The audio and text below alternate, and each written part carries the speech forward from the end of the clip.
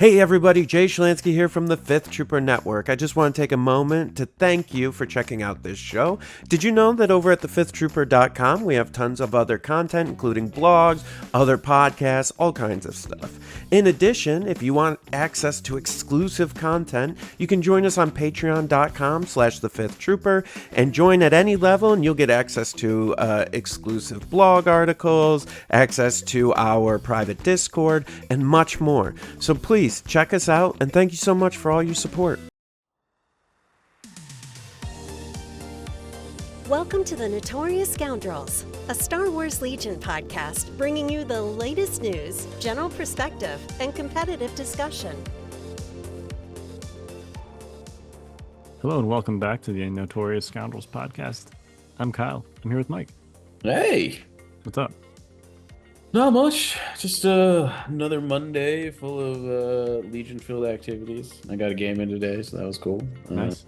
It's not a normal thing on Monday.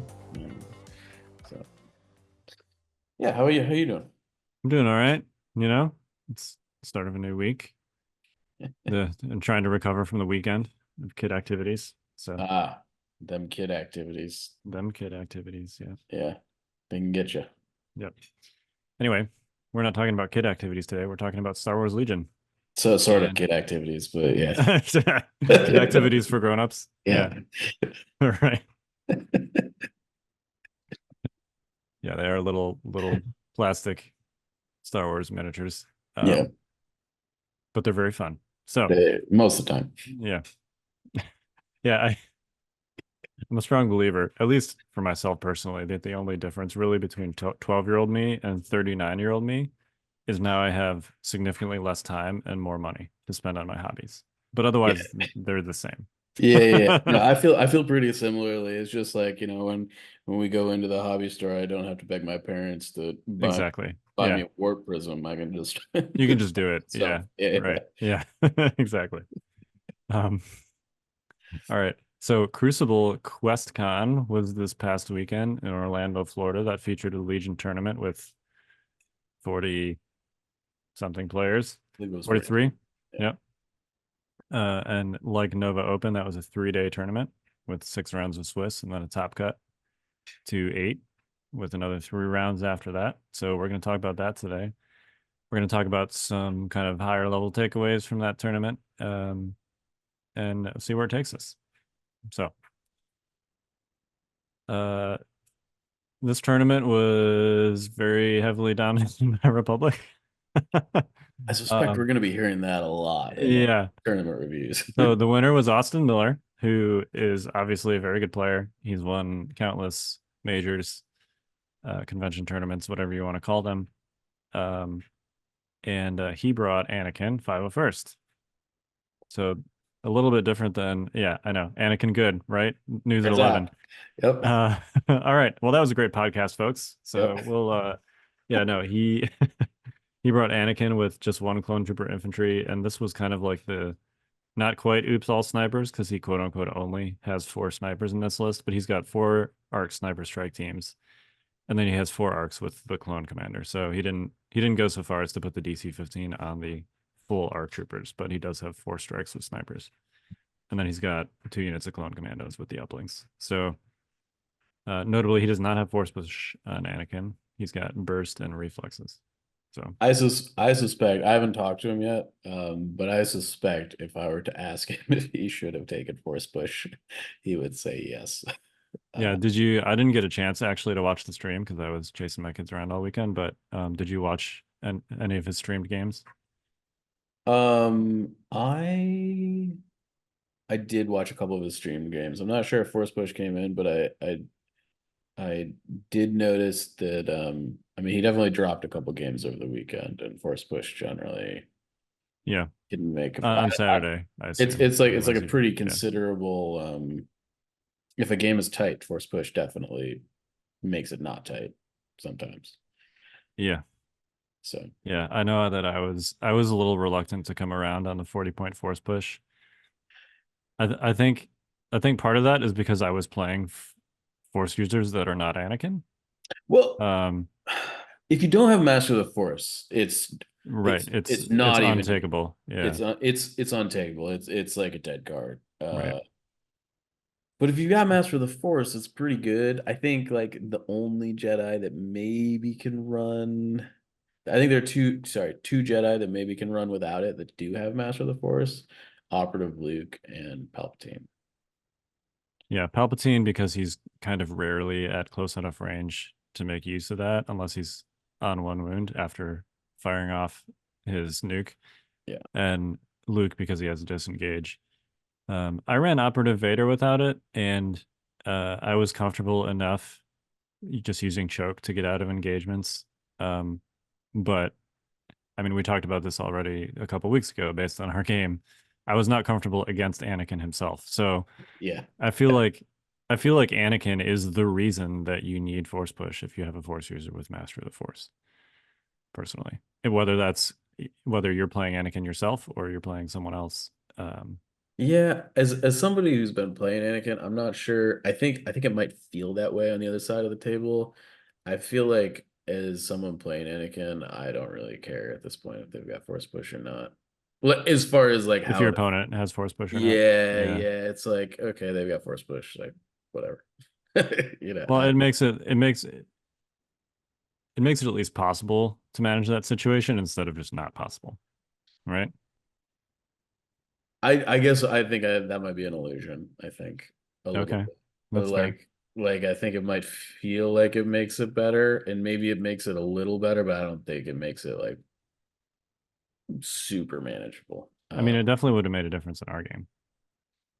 Yes, yeah, for sure. But I think overall, the vast majority of my games that I've played against opposing force pushes, I kind of have been able to not care. That's fair. Anakin good. Yeah, no surprises here. We're not reinventing the wheel on this one. Yeah, so that was one of 6 Republic lists in the top 8. I think we can say 5. Yeah, because one We of them could, was a Wookiee list. yeah, and Yeah. which is it was a Wookiee non-Jedi list, which I think Yeah. is interesting enough to talk about for sure. Yeah. Yeah, so that was Richard Lavery, who is kind of a storied Wookiee player. He played Wookiees. He's played Wookiees for as long as I've been aware of him as a competitive player. So, He started out with Blizzard Force, but yes, he's a bit on the did Wookiee. he? Okay, yeah. Yes, yeah. But anyway, this list has Chewie, a unit of arcs, and then 6 Wookiees with the battle shields, and then 2 of the ranged Wookiees with bowcasters. So 8 full units of Wookiees, all with heavies and recon intel, basically. Yeah, it's funny. We've been we had tested a Wookiee list similar to this. And I think we came to the conclusion that Richard came to the conclusion in the finals was that it just Wookiees get rolled by arcs, and it's not Yeah. close. Yeah, it's unfortunate because I mean, arcs just do the same thing but for cheaper and with better range and token sharing. They're just Basically, even if you take like the token sharing out of the equation, they're just throwing more dice with charge, with double aim backup. Like they just do the Wookiee thing better. And then you add the sharing on top of it, and it's like, oh, okay. yeah. I mean, an arc unit charging a unit of Wookiees, I think you could reasonably expect them to kill like 2.5 Wookiee models. Yeah. You definitely, you will kill half the Wookiee squad on a charge unless you get really unlucky.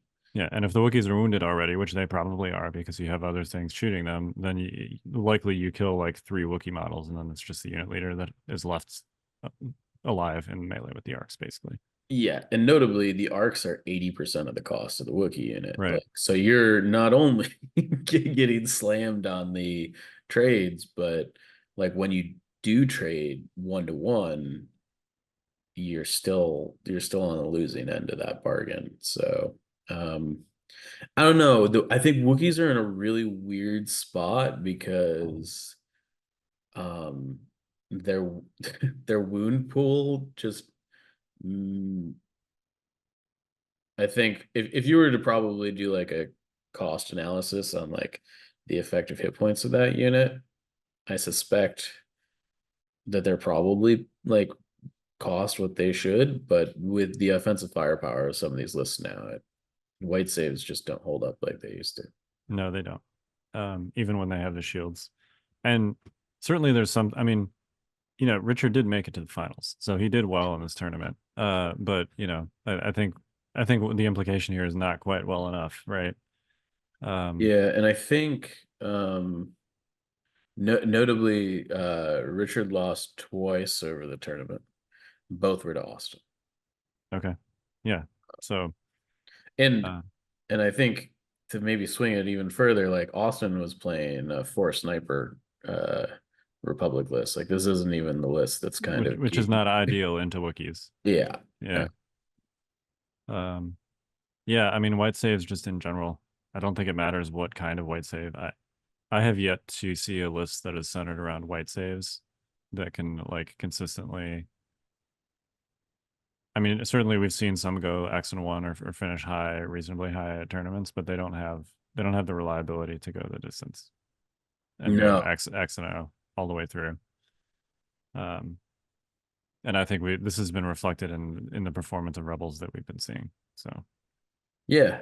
I don't it's possible that maybe it gets tackled in the future. Maybe it's a table issue, but I I don't think it matters really. I don't think it's a table issue. I think it's a cover system / game lethality issue.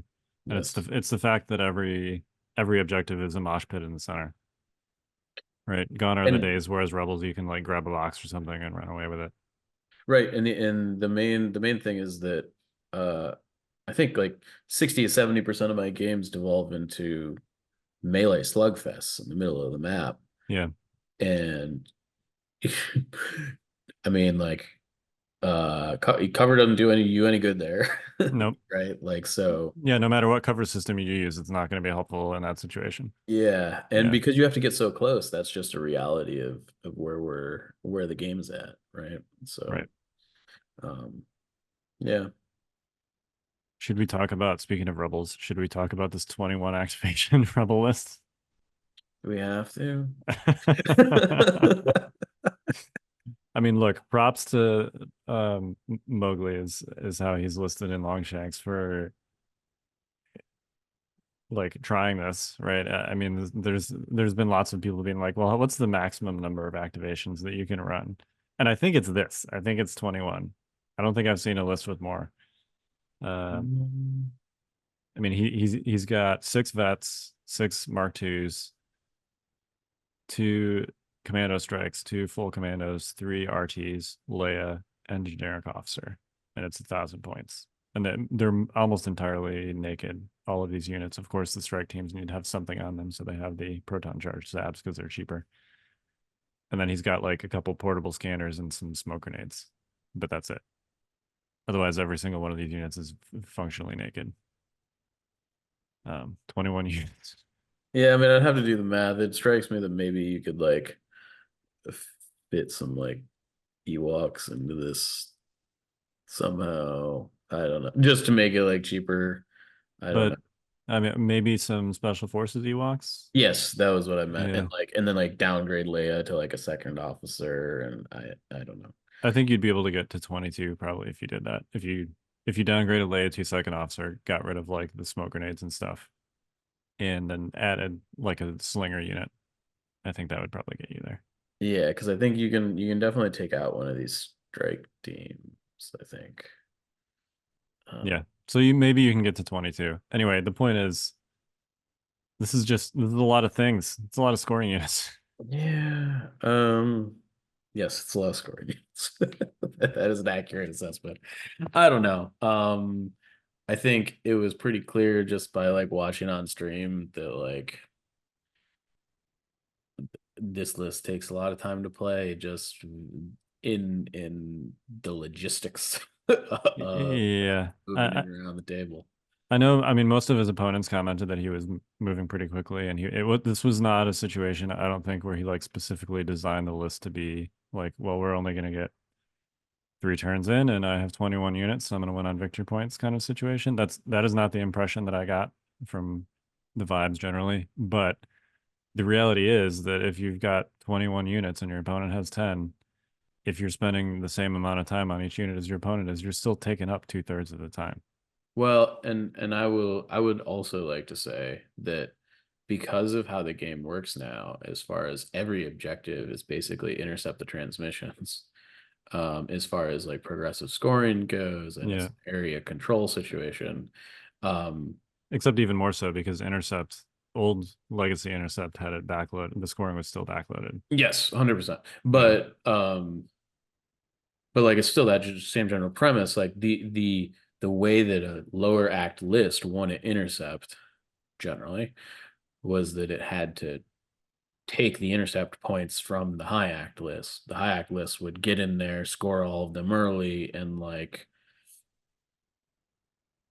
I think in the new rule set, like I mean, we're gonna get to some of the time stuff, but like um if you don't get to turns 4 or 5, like this list is gonna dominate because your stuff's not dead yet. Yeah, and you're going to dominate the early scoring because You just got more you stuff, have more stuff. Yeah. right? Now, The notable, I think I did hear that Austin faced this list in the semis and killed 18 of the 21 units. Is that right? Yeah, I mean that doesn't surprise me. It's Yeah. white save 4 health rebel units. Yeah. Like basically, if your arcs aren't one shotting these a unit per arc every turn, like you're doing something wrong. Right. You know, like so and then you've got Anakin who also deletes at least one, maybe 2 units every turn Right. if you trigger tempted or it's his 1 pip or whatever. So Yeah, and then each pair of strike teams is another full unit a turn, basically. yeah. So Yeah, I mean, if there's a list that can actually do it, it's Anakin clones, right? yeah. But I don't know that. I mean, having played like B2s, for example, recently at Nova Open, a list that's designed to just kind of be durable, but the offense is not particularly high, I think I would have struggled into something like this. That's fair. I mean, like, I think I don't know. This strikes me as like kind of like those, like, I don't know, were there 15 act Ewoks lists? I don't I think remember. it was like 13, maybe. It was a lot. It was a It lot. strikes Yeah. me in a similar fashion, except these activations are way easier to kill than Ewoks. That's true. But you also have less time to do it, You right? do, you do. But I think regardless of all of those factors, um, if I think that there is like a major problem that lists like this are even tournament legal. Just from a uh, record keeping, time management, like fairness sort of situation. Like if lists like this exist, like we're gonna need chess clocks. Like it's not Yeah. when you can actually put twice as many activations as like the average list onto the board, we've got to start actually having real conversations about time fairness, whether people are moving fast or not. And Yeah.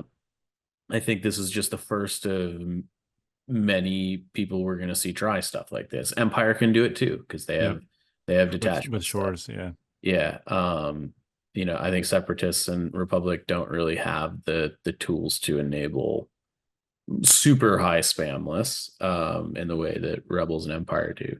But I think regardless of whether this list ends up being good or not, you know, I we I think a conversation has to be had about if it's actually okay to have twice as many order tokens in your pool as your opponent. Um, Yeah, and something that enables a list like this too, beyond just the fact that you're bringing 21 scoring units, is now with the new cover rules not being a static number, you don't really care about beefing up individual units to clear a threshold. You just kind of care about how many dice you're bringing. Bringing two units that each throw 4 dice is better than bringing one unit that throws 8. It's the Generally, same. It's the same offensive. The only difference really is tempo, right? Like if you can wipe a unit with the eight dice attack before it goes versus having to take the space of 2 units activations to do it, then obviously that's different. But generally speaking, those 2 units, it's two scoring units instead of one, right? It's two suppression instead of one. And their offensive output is the same because either way, if your opponent's rolling 8 cover dice, regardless of whether you're splitting that up into 2 attacks or not. So, um, this list definitely takes advantage of the fact that, like, instead of trying to build up those individual pools, you just want to bring as much stuff as possible across your entire list. Yeah, I definitely think it's maybe not that clear cut because I do think that there is some perhaps unquantifiable value in like having like a unit that can't get one shot by Operative Vader or one shot by a non-tenacity Anakin or whatever. Yeah, I think that's hard to quantify from like a numbers perspective. sure. But and I also think that like having 2 core units on the table that are like less durable, you at the end of the day, like you have to on turn 1 dedicate them to places on the board, right? So your opponent can kind of like, I'm going to kill the units over here, and the fact that you have more units might not matter because your units aren't in the right places and stuff like that. Regardless, I think your point is meaningful, and that like it's I think that people taking naked units has not been tried enough across all factions. The good factions included. This isn't just a rebel Yeah, thing going on here, right? Like I think people should probably be taking naked clone infantry too. We just like haven't really gotten to feeling like we need to do that yet, right? right. Um, so and I mean, I think B2s without heavies also could be quite good. There's still 6 health units for 64 points. It is. Yeah. Which is They're in the unique position of their heavy, and particularly the ACM is kind of hyper efficient from a offensive output perspective as far as yeah, what it adds to the unit. But generally speaking, like a Rebel Z6, right? It's what 3 times the output of a regular Rebel trooper, but it's also 3 times the cost. yes. And you could instead just get 3 more Rebel trooper models, Yeah, right? yeah, And for then you'd sure. have 3 times the wounds. You'd have roughly this, obviously it's slightly less dice, so marginally lower crit chance, but you have the same offensive output. You'd have 3 times as many wounds. And obviously you'd have to spread that out over more activations, but that's, again, since you're not trying to clear a static threshold, it's not as big of a deal. So Yeah. Yeah, I don't know. I mean, I definitely think that there's something to this sort of thing. I just I don't know. I hope this gets looked at. yeah, I don't know how you fix it either, other than implementing chess clocks, because you can't really, like, clearly if you could go back in time, you just be like, okay, the detachment rules don't break the force work, The right? fact that That's they break it at all doesn't like I don't I yeah, whatever. It just seems like this decision did not get need to be made. It seems arbitrary and like kind of like, which would be a good idea? Let's make detachments not count for the force arc. And like it's like nobody asked the next like completely logical question, and that question is, but why? right. What's the benefit of that You know? other than just having people buy more stuff, I guess, Yeah. right? Like yeah, Which no. which I also think is why you can't put the toothpaste back in the tube, right? Because you can't now tell somebody that who bought 6 Rebel vets or 6 shores or whatever that they can't field 6 shores and 6 mortars at the same time. Yeah, it's definitely like a bit of an issue. I don't know. I mean, I think strike teams are sort of in the same boat. I think Yeah. overall the strike teams are like for the most part expensive enough that it's a little bit less of an issue, And they're so also only 2 wounds, so they die super quickly. yeah, it's kind of whatever. But yeah, I don't know. The detachment stuff, like I don't think those units are like notably that good. I don't think the detachment units are like particularly busted. Um, but yeah, I don't know. Yeah, just the fact that it breaks the force org leads to lists like this. And I think uh, if this becomes a thing, I think it could be a long-term problem potentially. Yeah, it's certainly, I think, going to be a short-term problem at minimum. Yeah. Whether, you know, lists like this take off or not, I think, yeah, I think you're right. It's kind of up for debate. But I do think that one of the reasons that this list likely had the success that it did, um, time and stuff aside, is that not every list in the current Legion state has the offensive firepower of the 501st Legion. You know, Exactly. And that's why I think I highlighted the fact that Austin managed to take it on, but you know, I think probably 80% of lists just simply could not kill enough activations to overcome the scoring deficit. no. Like there's just not enough attacks that you can make. You Heaven spend forbid they make some of their saves. right, exactly. Like, You know. yeah. I mean, at minimum, it's going to take 21 attacks, and that's if you're one-shotting something with every attack, right? Yes. Yeah. And most units in a game, even if they're taking no return fire, you know, they've got to spend the first turn moving. Most units take anywhere from 2 to 3 shots a game, 2 to 3 attacks, I would say, on average. Yeah. So if you got a 10 activation list, you know, you're making anywhere from 20 to 30 attacks over the course of the entire game. And that's it, you know, if your units aren't dying from being shot, right? Or being Yes. suppressed or being in the wrong position or whatever. So I mean, this is not enough. Not enough attacks Yeah. to get the Yeah. job Yeah. done. Yeah. No, it's definitely an issue for sure. Yeah. Yeah. We'll see. All right. Do you want to talk about Rebels generally? Because I know that, I mean, you said you played a game today and you were playing as Rebels, right? I did basically took everything I think might be good about Rebels and tried to throw it at the wall. Okay. So my list, I'm not gonna like verbatim it, but this is essentially what it was. It was 3 ATRTs with laser cannons. Okay. It was 3 naked rebel troopers because frankly, I think all of the rebel core is just hot garbage. They're terrible. Yeah. Yeah. So I took the 120 point, tax for Yeah. being a rebel and moved on. I took two Pathfinder units, one with Bistan and one with POW. Of all of the things that I was excited to try, I think they were maybe the least impressive, but I was fighting a melee list, so I don't know. And then on top of all of that junk, I had Han, Lando, uh, Operative Luke, and Bad Batch. Okay.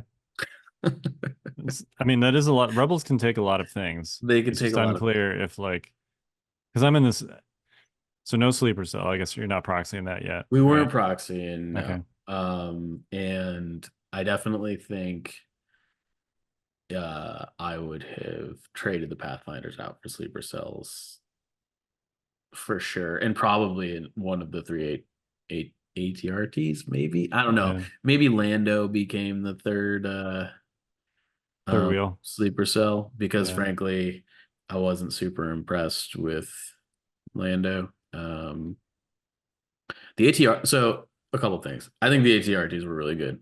Okay. The laser cannon ATRTs for 60 points.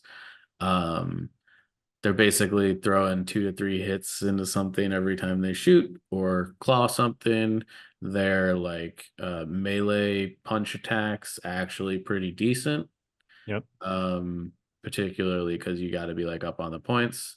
I did find the minimum range on the laser cannon to be a problem a couple times. I mean, would you consider running like the flamethrower, which is the same cost and also works in melee, by the way? I don't think it is the same cost. Yeah, it's the same cost as the laser. Is it? Yep. I mean, I don't know. So what part of what I was thinking was, frankly, Rebels, as soon as you get close to the enemy as Rebels, your kind of list just sort of evaporates. The flamethrowers are not the same cost. Okay. Just Maybe I so was. clear. Oh, you know what? I'm thinking of the spider droids, Yeah. where like yeah. Okay. So the flamethrower is 5 more than the laser. Yeah, I mean, and when we're talking about like the laser cannon ATRT is 60 points, like 5 is That's a big increase. Yeah. That's a sizable increase. You know, I Yep. mean, we're talking like the reason I'm taking this 60-point ATRT with the laser cannon at all is because I'm looking at like the how much is a rebel trooper unit with a DLT? The 66-point rebel trooper Yeah. unit with a DLT, and I'm like, well, I get an extra health and I've got armor too. Like, Right. okay, you know, and Yeah. it's basically doing the same thing. So yeah, I thought the ATRTs were pretty good. I think I lost one in my game. And the ones that didn't get shot at were basically unkillable after like turn 3 because there just like wasn't enough dice on the table. Mhm. But everything kind of just came down to like is once we engaged, like my stuff just evaporated. And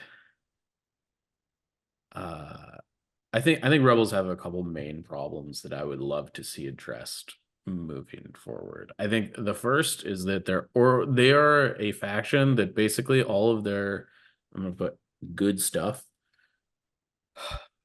is focus pieces or are focus pieces or want to operate as focus pieces. Yeah. And your order control is absolutely garbage.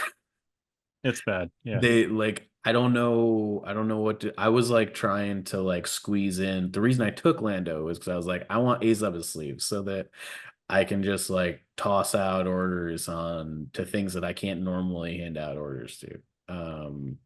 Or whatever.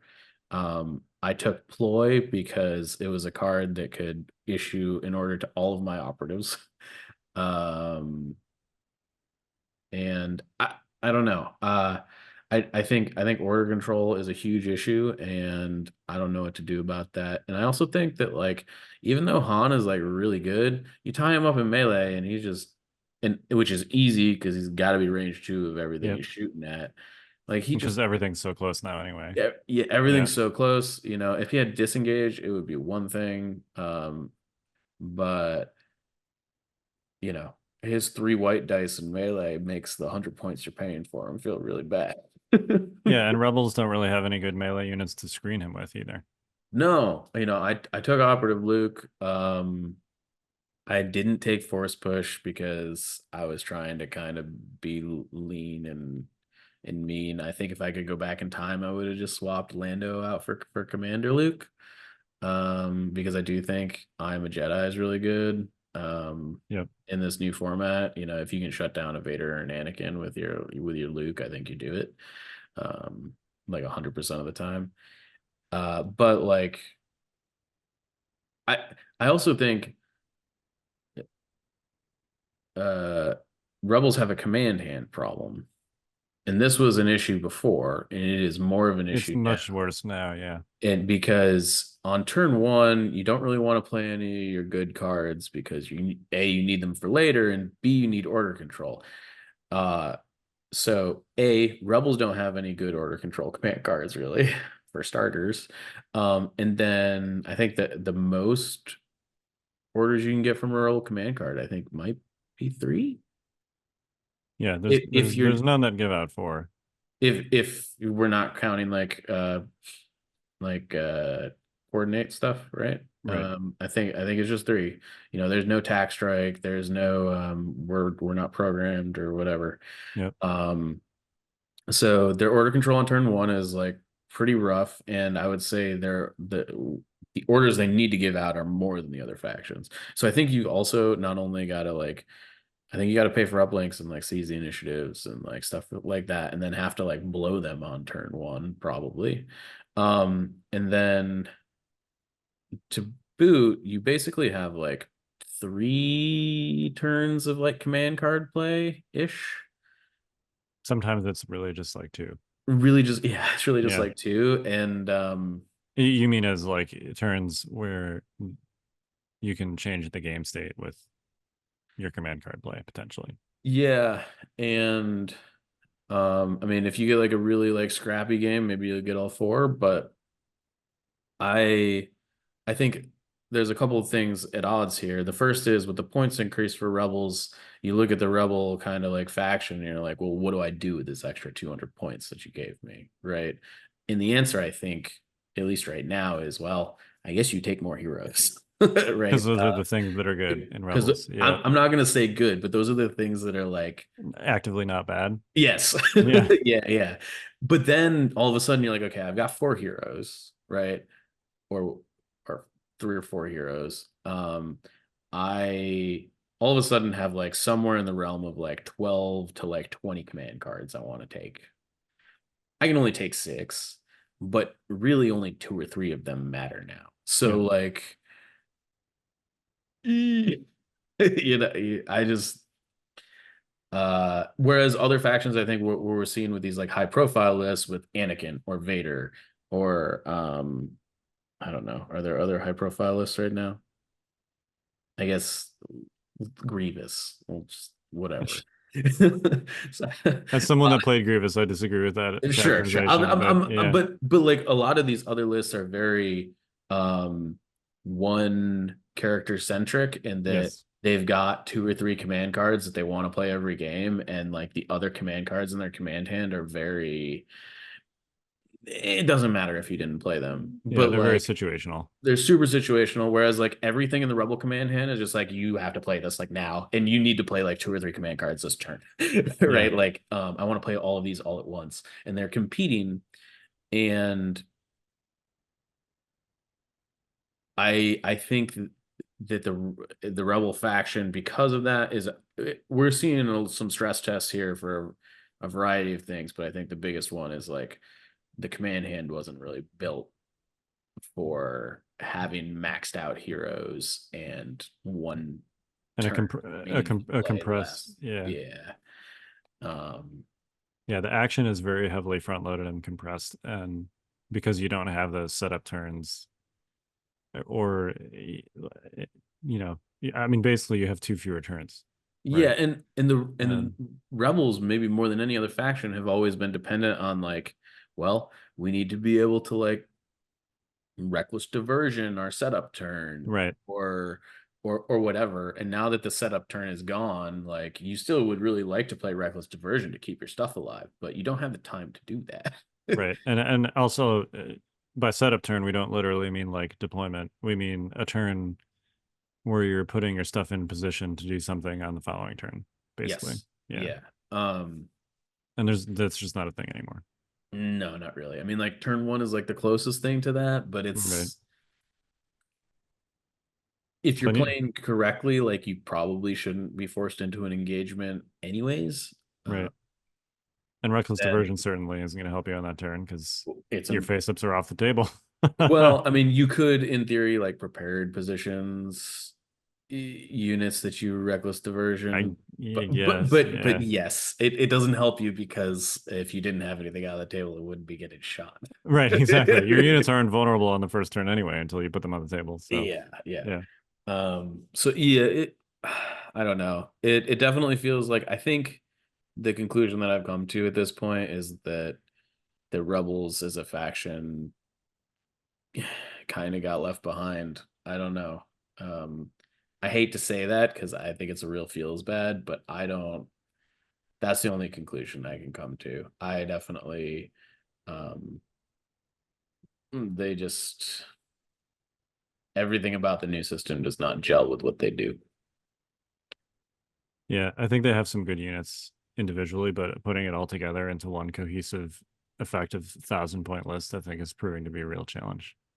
Yeah, and I mean, I think they, we talked about like white save and red saves before, but I mean, I don't think it's a coincidence that all of the successful lists that we've seen with any sort of reasonable like consistency are based on the backbone of red save core units. Yep. Um, because now that we're playing 2,000 point games, uh, you kind of have to put some amount of points into your core units.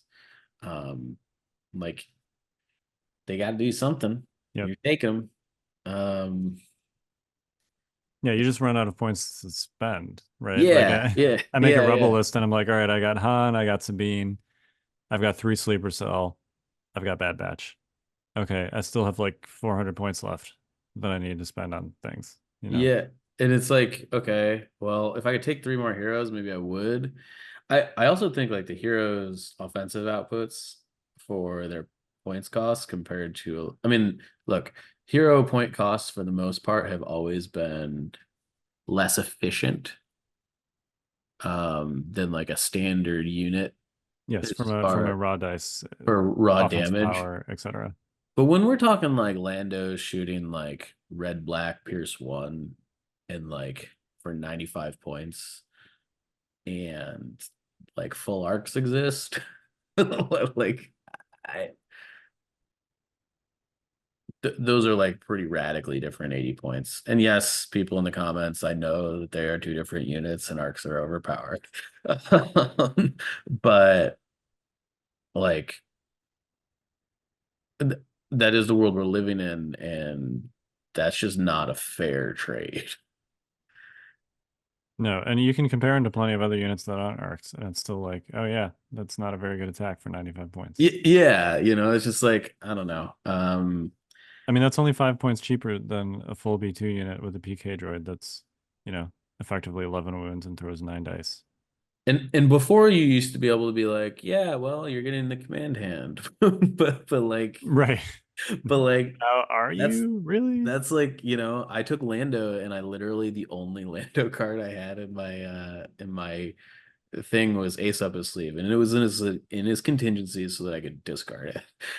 Like Yeah, that his was other it. cards just aren't splashy enough. Yeah. Like your cards, they all need to be splashy now, and there are lots of command cards that frankly are just not splashy. They're good, but not splashy, if that makes sense. Well, and like I just don't get like from just like a points cost perspective, like what is Padme now? Padme's 60 points. Yeah. It's 65 if you give her blaster, which I might add is red white Pierce one at range 3, which is like pretty close to Lando. Basically the same as Lando's, yeah. They got the same health. They've got both have sharpshooter 2. Padme's got better keywords. Just better command cards. She's got better command cards. Like what I got nothing. Like Yeah. I don't know. I have no idea why Lando is 30 points more expensive than Padme, but he is. Yep. So yeah, I don't know. That's how I'm feeling about it generally. Sorry, this is pretty raw for me because I got kind of frustrated earlier today. Yeah, no, I feel you. And contingencies too loses a lot of value when everything is so much more telegraphed, which it is now essentially, right? Because you kind of have to just lead with your splashy cards, like you know what your opponent is going to play, which is another reason why change of plans is really good. It Uh, is, though I but also found like change of plans in the like the 3-pip slot in Rebels is really crowded. it's crowded. Yeah, it's real Because crowded. the thing is like those are the cards that are actually giving you order. If you have order control at all, it's from your 3-pips. And Yep. all of a sudden, if you're blowing your change of plans to do the effect, which is excellent, no doubt. Yep. Uh you, you're down a focus, you're down orders on focus. You're down a 3-pip, yeah. Yeah. Which I don't know. It's awkward. It is. Yeah. I'm curious to see because they've told us, that this is only half the update or whatever. So I'm curious to see what the Rebel. They forgot the rebel half. Yeah, right. I mean, there are a lot of units that don't have new cards and such, and hopefully they're going back and doing all those. So we just gotta wait until next year, I guess. I don't know. I'm gonna get Sleeper Cell because the models look amazing and I'd love to paint them. And I think I'm gonna like kind of use them as a excuse to restart my Rebels. Yeah. And go back and rebase some stuff. I don't like the basing scheme that I originally used. And just kind of give them my existing ones a new look. But yeah, I don't know. I mean, I'll tell you what, if they want to sell Rebel Trooper boxes, they better make them not hot garbage. Yeah, Because I ain't buying any yeah. more. And the unit card rework that they got already, not cutting it. Sorry. Yeah, no, it's not even. It's like spitting into the wind. Yeah, it's like, ooh, I got my one dodge token for moving, guys. Yeah. Oh Like- no. Nope. Still dead. Yep. Yep. It's silly. Yeah. All right. Should we talk real quick about just generally the time thing? Because we talked about it in the context of the 21 activation list, but I also think this is a worthwhile conversation. We actually kind of punted it even from last week about how things just take longer. I mean, and this was some feedback from Crucible too, is that there were, and again, not specific to the 21 activation guy, but just generally, like people were struggling to get to 5 turns.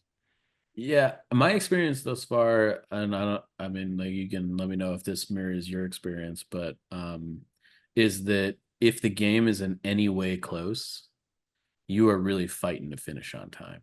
Yes. If you finish on time at all. I think in our game, I think we ended on turn 4 at Nova, if I recall correctly. No, we got to 5, but Did we? yeah, we did. Okay. But we were like actively pushing to Maybe get that there. was what it was. I And definitely like, I have never been so time crunched ever in playing Legion. I'm constantly looking at the clock, and by clock I mean my watch, because because still by the you're GC right. rules, Yeah. you're not allowed to know. And it's there's just a lot more to get done. If somebody is lost on turn 2, which is a thing that happens, yeah, sure, game's faster. Like Right. no, whatever. And fortunately or unfortunately, like that's like 50% of games, so it's Yeah. not a, it's not an insignificant number. But um if you got a close game that's gonna like take you to turn 5 to the wire, or perhaps you decided to play destroy the enemy base and nobody's ever getting to 12 victory points because that the objective's unscorable or whatever. The games are just long. They're Yeah. I dare say they are longer than Old Legion. 100%. And that's significant given that you're essentially playing 2 fewer turns. Um, obviously you have more stuff on the table, right? You've got 25% more points on the table. So that's a big factor. Yeah. But also, like, there's just a lot of extra bookkeeping stuff that you have to do. There's somebody was joking at Nova, like we're gonna need a notebook to keep notes Yeah. of like what unit is, this is my recon unit, this is my yada yada unit, like whatever. I started using colored rubber bands, like the little bracelet kit rubber bands. You just put them around the neck of the unit leader.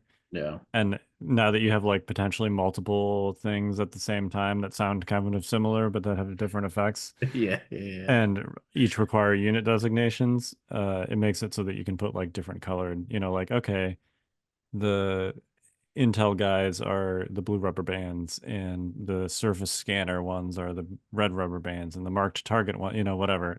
That's 2 of those are secondaries, so that you can't have 3 of those at once. But the point is, like, I mean, there's a lot of stuff to mark. There's a lot of things to measure because you've got to measure out all the POIs for every objective. It's, Yep. Legacy Legion, most of the objectives were like, okay, you place tokens on your units or you place tokens on the thing, but it's players just placing the tokens with restrictions. So you don't have to do all this measuring to put stuff on the table. You just put it where you want to put it. Well, and Um, and notably, when we've got these grids with like this is where the POI goes, like half the games, every game, the judges have to move the terrain. yes. Which is I think at this point, it was a fear I had originally, and it has been validated. Yes. um I think of the 7 games I played at Nova Open, I think 6 of them had to have some kind of terrain piece moved because of a POI placement. yeah, I think I may have called Hob in every game, just Yeah. about. Like and it's the fact of the matter is I think we had like 2 or 3 judges at Nova. There was, like 20-ish games going on. Like that means that each judge has got to like do 10 judge calls before the game even starts. Yeah. I It's mean just that holds things up. it does. And it's just more stuff to do. And our game went very close to time. My game with Josh went right up to time. And we're all very experienced players that are used to playing each other. and used to playing fast. So for that to still be an issue in games between us is outrageous, frankly. Like, and I Well, can't. I don't know. I don't know what to do about it except to use chess clocks, other like without changing the fundamental game rules, right? Because a lot of this is just due to there being so much more administrative / bookkeeping stuff to do. I mean, I would go as far as to say that Legion game should have an extra 30 minutes on the timer Yeah. under the new format. Like I think that just is what it is. If the idea was to make the game shorter, sorry guys, you went in the wrong direction. You Yeah. failed there. And um yeah, I definitely think if you want games to go to completion. Yeah, which should be a goal, right? I mean, I would think. I would think. yeah. I think that was one of their stated kind of goals with this update, and it was making sure games got, They wanted to make it shorter. they want to make it And they short. said that explicitly. It's not shorter. It's definitely Yeah. not. So that which is not necessarily a bad thing. I don't mind long games. I'm all for Right. long games. Give me long games. I love kind of figuring moving puzzles out and all that stuff. But I think one of the things that was elegant about the old version of Legion we had was that like it was sometimes just the turns were very simple and you could move through them quickly. You could move through them very quickly. It was not every activation was like a make or break moment for the game. It didn't feel that way, There was some You could afford to be like, okay, these guys are going to double move behind this thing, and that's going to be their turn. And that's going to be their turn, and we're going to figure it out next turn, and we're going to kind of feel it out as we go. That's just not really a thing anymore. You kind of like every activation counts, every activation matters. I'm not saying that's a bad thing. I actually think it's that aspect to the game is far more interesting, but it slows it down immensely. Yep. Yeah.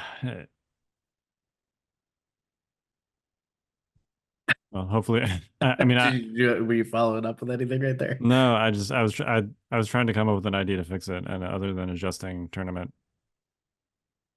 regulations to either make the game time longer or add chess clocks, I don't really see how you solve it without fundamentally changing the rules again. Yeah, I mean, I think this is definitely what we've got, right? Like this is it's here, it's here to stay. I think we've got to work with what we have. I don't think it's bad. I actually think contrary to my attitude and opinion towards this a month and a half ago, I'm pleasantly optimistic with where this is headed, but I do think like it's we there are kinks, we got to work them out, whether that is like a community thing that is like all tournaments are plus 30 minutes now, like that just is what it is. Fine, whatever, that's cool. I don't have an issue with that.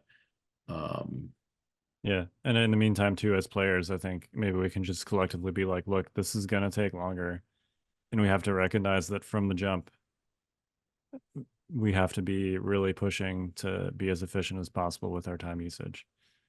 Yeah, it's definitely one of those things like you cannot dilly-dally at all. At any point. No. Yeah.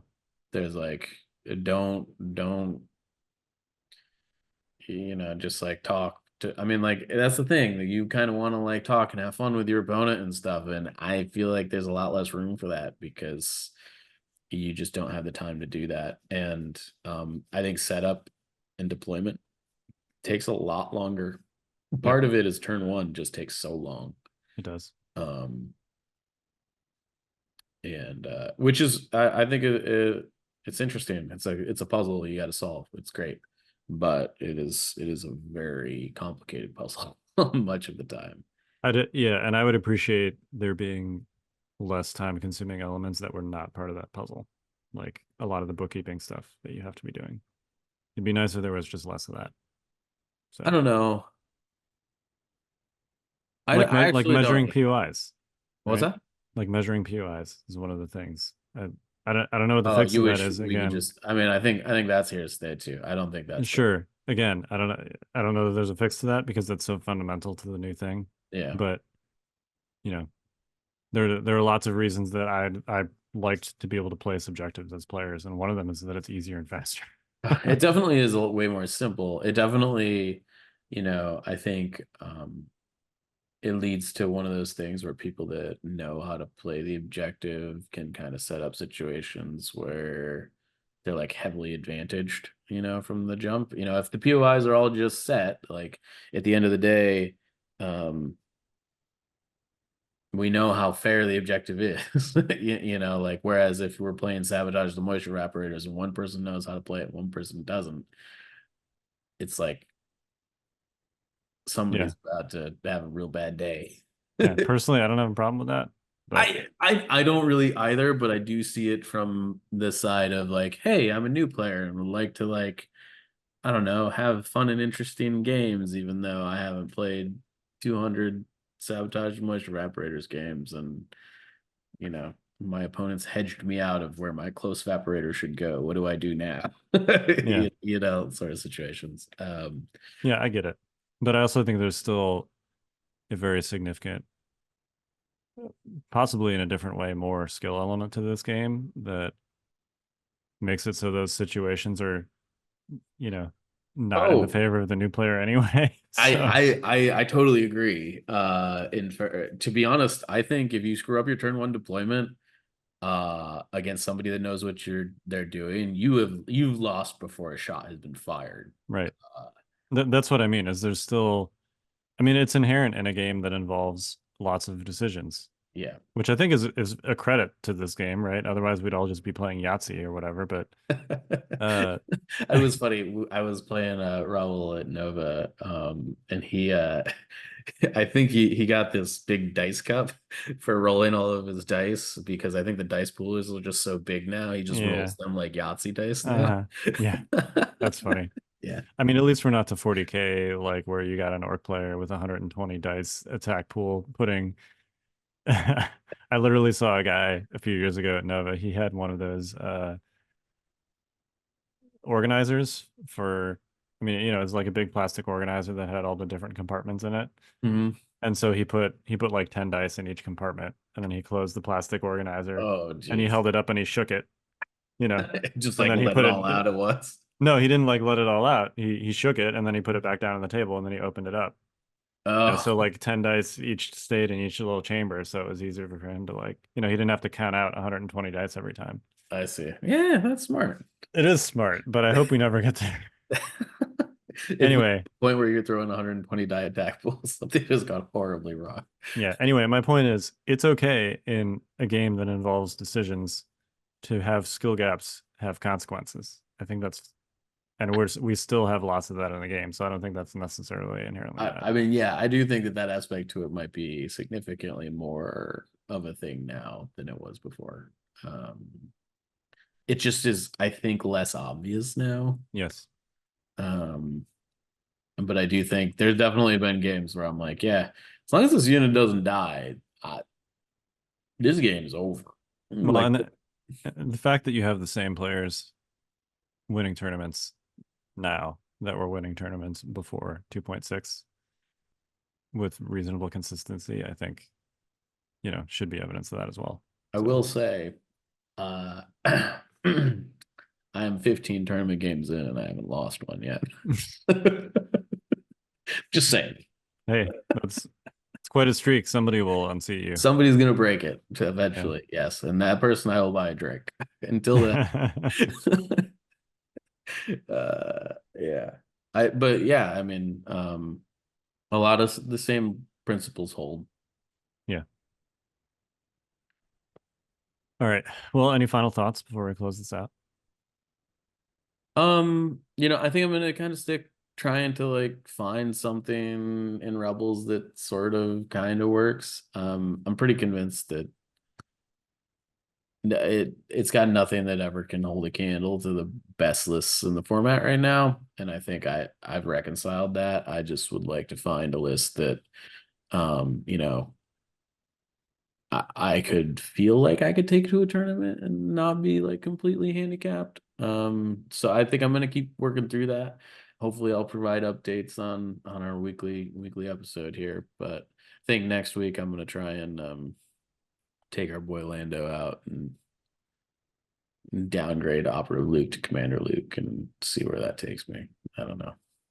Yeah, you'll have more points. I don't know what you're spending them on. Yeah, I don't know either, but but I don't know. Maybe I'll jack it up to like 14 activations and eventually make my way to 21. We'll see. There you go. Yeah.